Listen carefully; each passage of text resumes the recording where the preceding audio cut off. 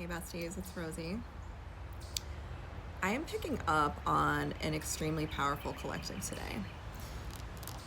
My collective, if this resonates with you, I am really proud of you, okay? Because you have done something that is pretty much like the pinnacle of achieving the human experience as an enlightened being.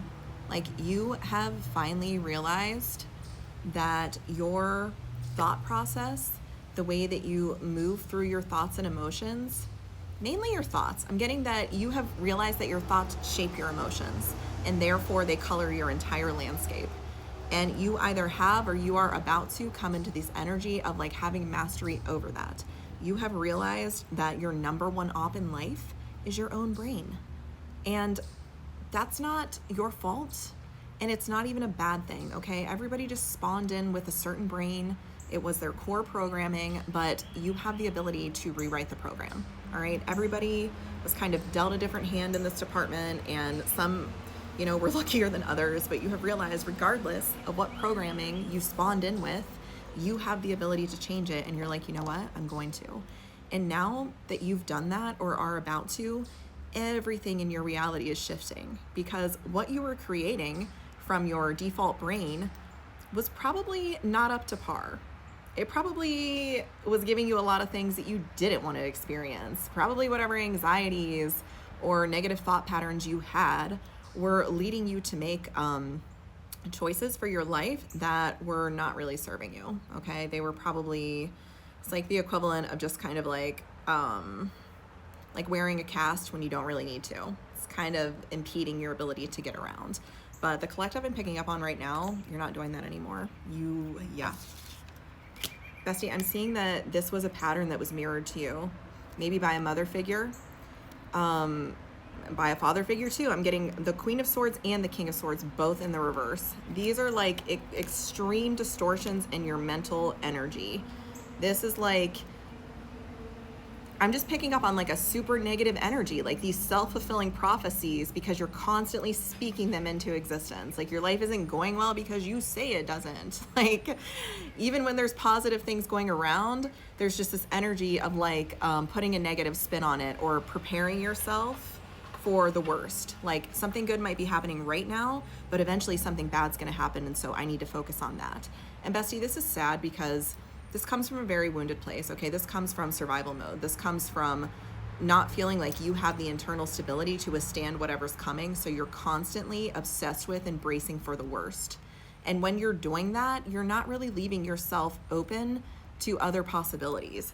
So, okay, this is a very specific message, but I'm seeing like the energy of someone like seeing other people be happy or like have things, and you constantly just like, it's like turning to bitterness because there's this belief in there that that will never happen for you. And that's a conversation for a different day. Let's see how this pertains to you right now. Yeah, bestie, this pattern, regardless of where you are on the spectrum of moving through this, maybe you're still embroiled in this pattern, and this is just to show you what's possible. Like if you keep going, if you keep chipping away at this pattern, this is what's possible for you. You can free yourself from it. It's not something you're stuck with. So regardless if you're there or you're on the other side of this, you've already realized this. This is just providing some context as to like your process getting there. So I'm seeing that because of this pattern of this negative thinking, it really keeps you trapped in your head. And not only that, it makes you incredibly defensive. Like you've likely been pretty defensive. And again, if you've already mastered this might be the people around you who are still holding these patterns, like your caregivers maybe.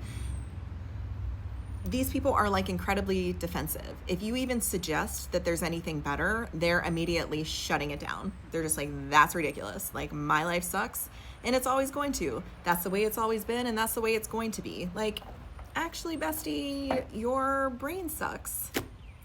It's kind of like your biggest enemy. But the good news is it's an inside job. And from that place, you can actually make it your friend. And I think that these people around you, like, they don't get that. Or this could be you if you're still struggling with this. Yeah, bestie. I'm seeing that one place that this has really held you back is in love. You might have had a pattern of attracting love interests who, one, are extremely controlling, which is mirroring this prison that you've kept yourself in with your thought process, or this is someone who has a lot of addictions. This could be actually to substances, or it could just be to like love and relationships. And regardless of what you're addicted to, the reason you're addicted is the same place. You are insecure. You need something external to help you overcome whatever it is you're dealing with and unable to face internally. So same for you, bestie. If you're attracting people like that, it's because there's something inside of you. You know, the call's coming from inside the house. It's just always, everything that happens to you is mirroring something that's going on inside. And that can be really freaking frustrating if you don't know that. And whoever's struggling with this doesn't know that. They don't get it. Like, even if you tell them they're not getting it, they're like, no, like, that's not within my control. And you know why they do that, bestie? It's because if you were to accept that you are in control, that is a huge heap of responsibility that a lot of people are not ready to take on. As long as it is something outside of them, they don't have to do anything. They don't have any responsibility. Their only responsibility is just getting by. And as long as they're just getting by, as long as they're always the victim, they're going to attract people to them that baby them, that enable them, that tell them, you know, that they're not the problem. And that's what they want to hear. Because if somebody told them the truth, and maybe someone has and they were incredibly defensive to it, the truth is that you're in control. You have so much more control here than you'd probably want. Everything that happens to you is an outward reflection of what's going on inside of you. Whatever your thoughts are, that's what your emotions are going to be. Whatever your emotions are, depending on how you manifest, ooh, spider web. That's what you're going to, your thoughts, your emotions are your spider web. So whatever you're weaving it with, that's what you're going to catch in it. Have you ever seen those like videos and pictures of the spiders when they like put them on different substances and their webs were completely different? Like when they put them on drugs, they were like freaking crazy. They were chaotic. There were giant holes in them. They weren't symmetrical. Like that's what's happening. When your brain is running on autopilot and a bad program, a distorted program is running, or if you're codependent on a substance or something else to feel okay, the web that you're spinning, confirmation burp, is going to be crazy.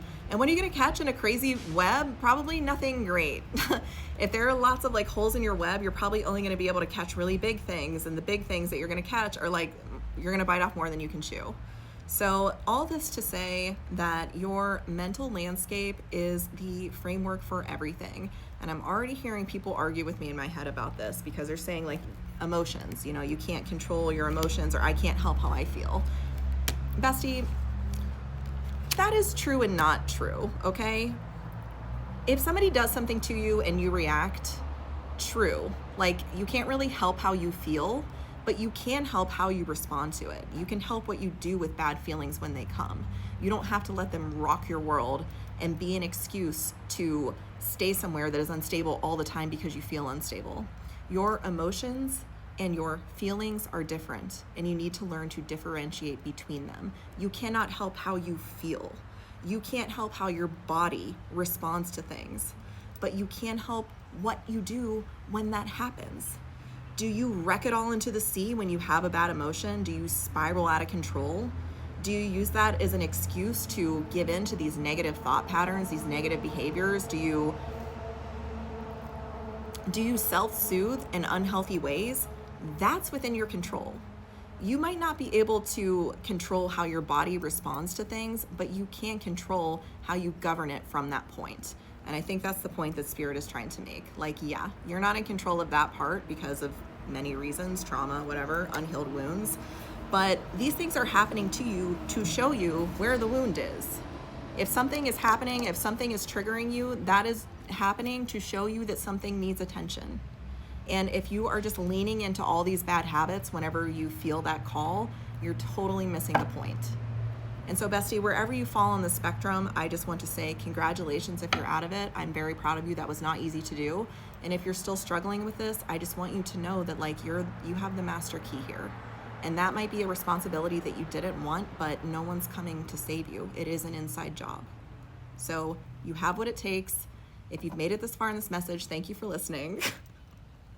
We're going to get through this together. All right. I love you. Keep going.